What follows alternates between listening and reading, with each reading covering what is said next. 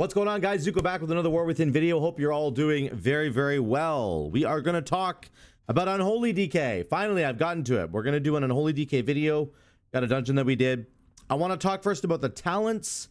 Some of the talents that have changed on the spec tree. There's been a lot of shuffling for Unholy and just straight up buffs across the board, I would say. And then talk a little bit about the hero tree. There isn't too much to talk about here, actually, in terms of interactions, except for about basically death and decay, and then we'll get into the dungeon itself. So one thing I'll say at the outset for death knights in general, if you either play Unholy or Frost, they're both really good choices in the War Within. If you're thinking about playing a death knight in the War Within, and death knight, like if this was kind of one of your options, it's a very strong choice. And Unholy, I would say, has a little bit of an edge over Frost in terms of the overall damage, particularly if you're pulling really, really high, amounts of mobs. That's still the case with Unholy. If you're pulling huge packs together, they have crazy, like, uncapped AoE damage. But both Frost and Unholy are quite good, I will say that. DK's just eating good in general. Like, they're just in a really, really good spot. So in terms of the spec tree, a couple things have changed now. APOC is now a 45-second cooldown. You used to have to talent into that. It used to be a minute and a half. Now it's just straight up 45 seconds. So it's a lot better now. And they've really tried to align a bunch of the cooldowns together for Unholy. So for example, your Dark Transformation is also 45 seconds, although you're going to be reducing its cooldown all the time. So it tends to be up like all the time. Excuse me. You have a 45-second Apocalypse. You have a 3-minute Army of the Dead instead of an 8-minute Army of the Dead. And now you can also turn that into a 1.5-minute Raise Abomination, which just takes all your Army of the Dead dudes and squashes them into one big dude, I guess. And Raise Abomination has additional effects like applying Festering Wound whenever it melees targets. And then it also has a Virulent Plague just going around all the time. So it just automatically applies your diseases for you as well, which is really good. So you kind of have this like 45-second, 1.5-minute cooldown, window where that's where your cooldowns all line up, which is good. It's nice that they've kind of done that instead of having like an 8-minute army that you have to be cooling down correctly. So it's a lot simpler now in that regard, which is great.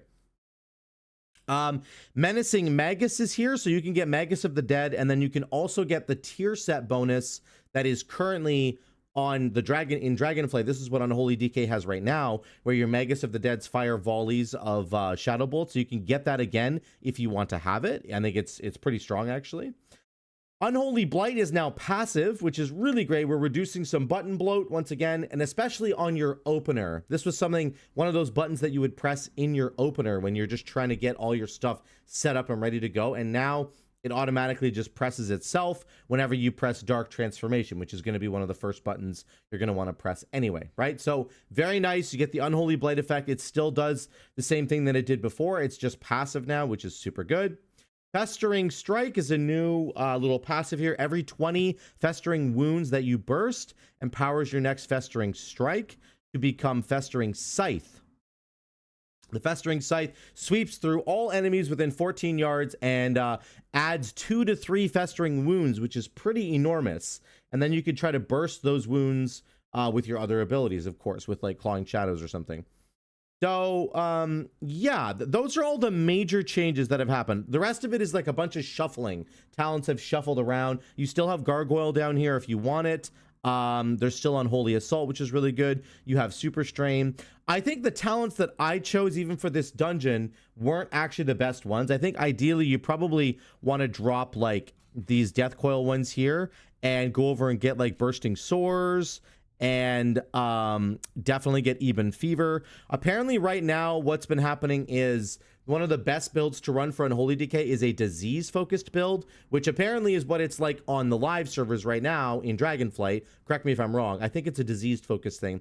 You're focused a little bit less on Bursting Sores and a little bit more on Bursting Wounds, and a little bit more on your diseases. So something like Plaguebringer, for example, would be really, really good. And then comboing that with Super Strain, having multiple diseases going at the same time. And then Even Fever is really good. And then you can still get Bursting Sores, because I think that if you take like Frost Scythe plus Bursting Swords is going to be really strong. And Apocalypse, of course, always bursts 4 Festering Wounds, which would be a lot of Bursting Swords damage as well. So I didn't really take the best talents here. Just keep that in mind. The damage that I'm doing even in this dungeon, although it's good, it could be a lot better.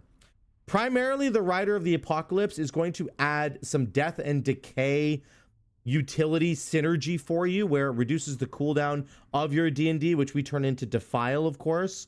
So your Defile has a much shorter cooldown, and you can basically have it up on every single pack, which is so good for Unholy because it increases your mastery, which is really, really good. Wait, no, it doesn't do that anymore. I thought it did. I guess it just does damage and it grows. Oh, I guess it doesn't do the mastery thing anymore. I really thought it did. That's my bad. It doesn't say it on the tooltip. There you go. So it actually just grows now and does damage. It gets bigger and bigger. Let me just check really quickly if that's the case on the live one. I thought for sure that I wasn't going crazy here. Let me drag this over here. So if we look at Defile, it does increase your mastery. So I guess the new one doesn't. There's a slight nerf to Defile. It still grows, but it does not increase your mastery. So just keep that in mind. But even still, having Death and Decay on the ground, of course, you still have to have that so you can get the cleaving, clawing shadows is what I have, of course, but you're going to want to take Plaguebringer. But you want to have that cleaving ability, and you still need D&D to do that. That is still a part of the gameplay loop for Unholy DK. For all the DKs, they still have that sort of problem, if you want to call it that. Okay, let's look at the Stone Vault that I did really quickly here. Those are all the changes that I made. The Stone Vault is one of the tougher dungeons for sure. And it's especially the boss fights are quite hard, actually. But it's a lot of fun. And I think it's a great dungeon. This is going to be a part of Season 1, if you're wondering. So basically now it's very simple in terms of playing Unholy DK. I would say you're going to run into a pack. You're going to press your Virulent Plague. That's going to start spreading all your diseases. If you have Super Strain, it's going to spread all 3 of them. And then Abomination Limb doesn't do anything special anymore. It just does damage, so you can press that if you want to. And then you want to do Super Timmy. You want to press your transformation, Dark Transformation, and get Super Timmy all juiced up. And you're going to get that laser beam between you and your pet, and that's going to do a whole bunch of extra damage as well. These packs, at the beginning, they have these guys that cast Howling Fear. You can just kick it, of course, as normal, or you can grip it and try to get them out of the way. You do have to deal with this, or it becomes a serious problem. But yeah, like on pull, you're basically just like, what I was doing was running in with my disease. So I pop my Virulent Plague. I pop Super Timmy, which is Dark Transformation. And then I would do Unholy Assault on one enemy, which increases all damage I deal by 20% and gives me 4 Festering Wounds. And then I would immediately burst those 4 Festering Wounds with Apocalypse.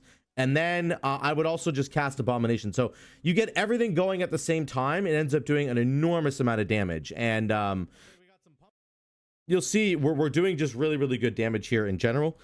Putting Defile down on single target also helps your attack speed, which is really good. Always keep that in mind. There you go. I got my Abomination going, and you can see my Festering Wounds on the target will just gradually go up and up and up without me even really having to do anything, because he's applying those Festering Wounds, which is super cool. One thing about this Edna boss that we do wrong right here, you don't want to burst all the rocks at the same time. You can see we have 5 stacks of the like rock damage over time debuff right here. You don't want to do that, because that'll basically kill everybody. Your healer will not be ready and everybody will die. So when you're doing the Edna fight, you need to basically take turns bursting the rocks. You want to have like 2 debuffs on you, and then wait a second, and then he'll do another round. She'll do another round of lasers, and then you do the last 3 remaining rocks. So I would do 2 rocks, then 3 rocks, or 3 rocks, then 2 rocks, and like this. And this is going to be really, really good. This is going to burst them all. Like we actually missed a rock there, which is unfortunate. That's the cadence that you want to do this fight at. If you do all 5 rocks at the same time, it'll end up being a serious problem. So yeah, that's kind of how you want to do this fight. In terms of our damage, it's just solid, guys. It's really solid on single target or AoE. Like, I feel like Unholy is just really good now.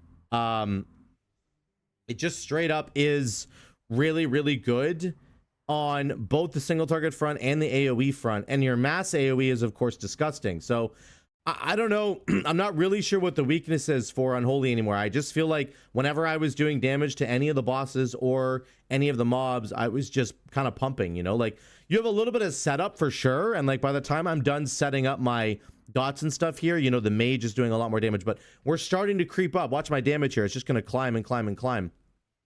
And I think that as you do higher Mythic Plus, of course, as you get into the season a little bit and the mobs start to get more health, you're going to notice that the damage of Unholy always goes up. That is always the way that it is. That's just how it works.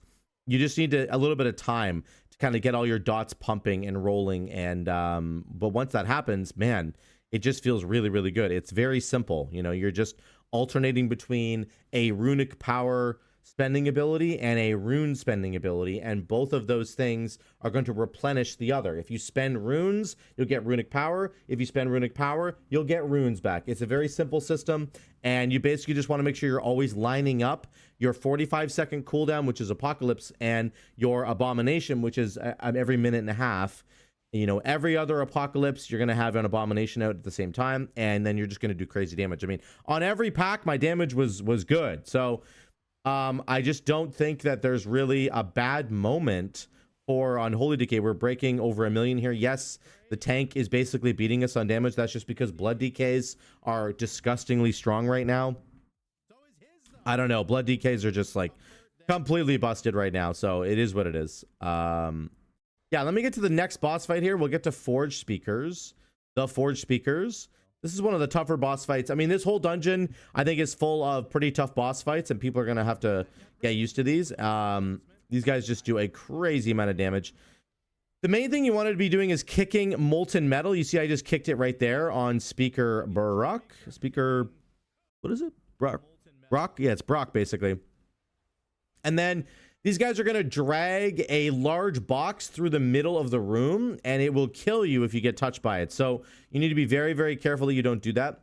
This Speaker Brock guy is going to jump away, and he's going to push that box through. And then you can see in the corner, he's starting to cast something here, Molten Metal. Now, I failed to get the kick that time around, and I actually ended up killing our healer because he just wasn't ready for it, which was unlucky. But you want to be kicking Molten Metal as much as humanly possible, and you need a ranged kick to go get Molten Metal once the speaker jumps away. So these guys are each going to take turns jumping away from where you're fighting them and dragging a box through the middle of the arena. You can see there goes the box there, and then there's a bunch of damage here. You need to pop a defensive here, or else you're going to die. This is just a really high DPS place right now. It's pretty brutal. Now he's casting Molten Metal again. He's going to kill us all with it, basically. Going to take so much damage from this. Molten Metal is just a disaster. I think we end up dying here, and then we'll try the fight again. So I'll show you this once again. We're going to start off. We kick Molten Metal. He's going to jump away, and then this time I think I follow him. So I actually run out here, and I avoid getting hit by the box, and then I kick him right away because he starts casting right away. I end up kicking him. Boom. Get him right there. So you're going to want a ranged kick, I would say, to help with that. Something like a DK works, but like a shaman would be really good, or, you know, a mage or whatever. Whoever has a ranged kick, very, very important to get that. That reduces the amount of damage that you take on this fight dramatically. It's very important, I would say, that you kick that, okay? But that's the rest of the fight. It's pretty difficult. You have to kill them at the same time. If you do not kill them at the same time, then they will do incredible amounts of AoE damage to you. So this guy dies right now. This guy's basically, you might think, oh, Zuko, this is fine. No, no, no. Look how much damage we all started taking. Boom. 2 people are dead right away. And then he starts pulsing damage, and it just absolutely annihilates you. So you must evenly DPS these guys, or else you're going to be in a world of trouble. Okay, we're going to make our way to the next boss. This is Skarmorak. He's like a big crystal that you have to kill. And this fight's pretty difficult for us because he summons a bunch of ads around the room, and you have to go individually kill those ads, and they're like in Narnia. They can be in Narnia. And for an Unholy DK, that's not a good thing, because you want to be able to spread your diseases to like a bunch of enemies that are all clumped up together. And in this case, it is like the definition of spread AoE, like super, super spread out AoE. There isn't really even any cleave going on here. So like a Boomkin would be really good for this fight with Starfall, right? Now he's going to channel into these guys at a certain point in the fight, and he's going to consume them, and then he'll get a shield. The more of these ads that you left up before he channels here, the bigger the shield gets. So it's way worse. Now, in order to break the shield, you have to pick up these debuffs that are on the ground, and they're going to give you a bunch of extra damage that you can deal only to shield. So if you pick up these debuff things before he gets his shield, it's completely useless. Okay, so you want to do it. You can break through his shield really easily if you pick up those buffs slash debuffs. So that's the whole fight. You run around the room killing crystal shards, and they can't be gripped. I tried that, so that's unfortunate for DK. Then once he does his reclaim thing, you grab one of these buffs that's on the ground, and you do as much damage to the shield as possible. I do not know if like a warrior's shattering throw would do increased damage to this shield or not. I haven't checked that yet, but that's how this fight goes. Okay. And then that's it. That's it. He's gonna die here. He got one last shield at the end, which really lucky. Then you can always take these carts. You can take these carts back to the main area, which is pretty cool. So the door will open, but we're gonna want to go over and take these carts. It's a fast travel system within the dungeon, which is really good. That feels incredibly. It feels incredibly good to have that. Now the final area, we're going towards Void Speaker Eirik. This guy is a really fun boss fight as well. And I'm just gonna skip past the trash because we've already seen the damage that we can do. Again, even on like 3 target cleave or something, we're still doing good damage as an Unholy DK, which has not typically been the case in the past. Usually Unholy DK really needs to have the uncapped sort of huge pulls. You're still gonna do lots of damage on those huge pulls, but you seem to have good damage even on smaller pulls as well. This guy has a frontal that he just cast right there, and then there's these portals around the room. These portals around the room are going to eat up your void corruption that he's giving you. He's giving everybody void corruption right now. So you can see we all have a debuff on our characters. You need to walk towards the portals that are there, and they will consume your debuff. And there you go. You can see it getting consumed right there. I'm going to run over here and consume mine once another portal spawns. So I run over here, and the portal will disappear and consume my buff. So that's what you have to do. If you don't do that, the debuffs will stack up over time, and they will do way too much damage to you.